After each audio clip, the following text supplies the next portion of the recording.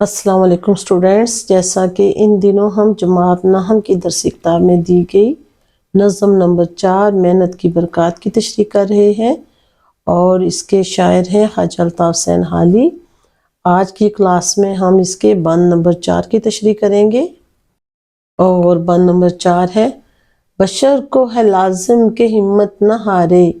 جہاں تک ہو کام آپ اپنے سوارے، خدا کے سوا چھوڑ دے سب سہارے، کہ ہیں عارضی زور کمزور سارے، اڑے وقت میں تم دائیں بائیں نہ جھانکو، سو اپنی گاڑی کو گر آپ ہانکو۔ تو اس کے دیکھتے ہیں حال لغت میں الفاظ معنی۔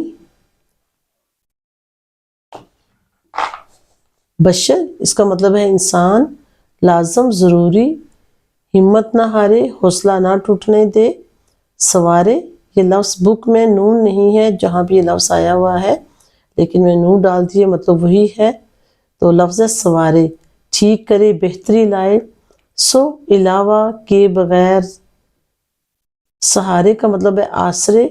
عارضی وقتی یا جلد ختم ہونے والے، زور طاقتور، امیر کمزور غریب، اور سارے کا مطلب ہے سب یعنی تمام۔ اڑے وقت یعنی یہاں پر اوپر میں نے حمزہ الف مدار ڈال دیا لیکن کتاب میں اڑے لکھا ہوا ہے، اس کا مطلب ہے مشکل وقت، جس کو ہم اڑے وقت بھی کہہ سکتے ہیں،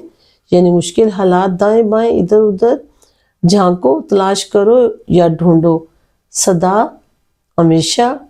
اپنی گاڑی مراد اپنا کام، اپنا کاروبار، اپنے حالات کو ٹھیک کرنا، گاڑی ہانکو لفظی معنی گاڑی چلانا ہے، مراد ہے کام کو مسلسل آگے بڑھانا، کاروبار چلانا، اور یہ جو ہے وہ اس کے علاوہ ہم دیکھتے ہیں اس کا مفہوم۔ تو مفہوم ہے انسان کے لیے ضروری ہے کہ ہمت اور حوصلے کے ساتھ محنت جاری رکھے، کامیابی کے لیے محنت، اس کے بعد اللہ سے کامیابی کی توقع رکھے، کیونکہ دنیا کے تمام سہارے وقتی اور عارضی ہیں، اور یہ کہ مشکل وقت میں سہارے نہ ڈھونڈے بلکہ مسلسل محنت کرتا رہے اور اللہ اس کو اس کا صلہ دے گا۔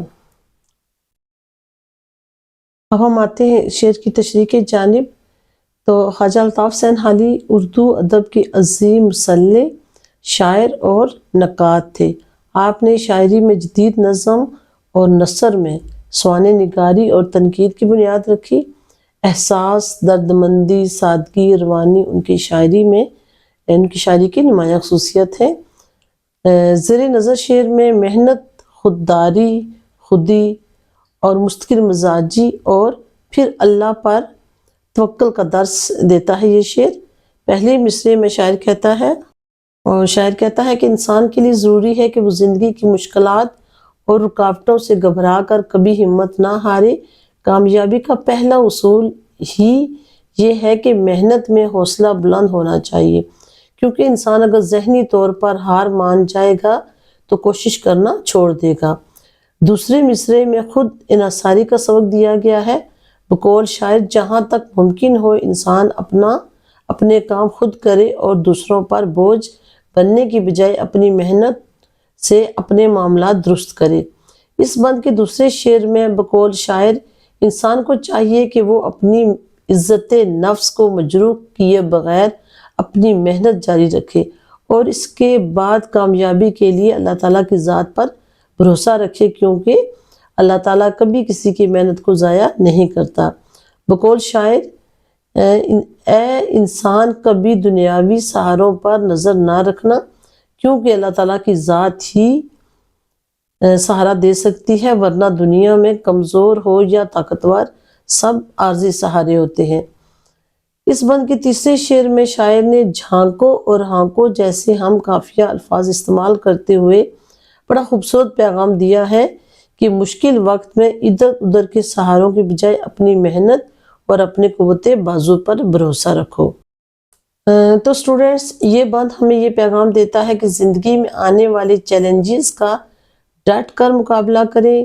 دوسروں سے مدد مانگنے کی بجائے اپنی ہمت اور محنت کے بل بوتے پر اپنے حالات بدلنے کی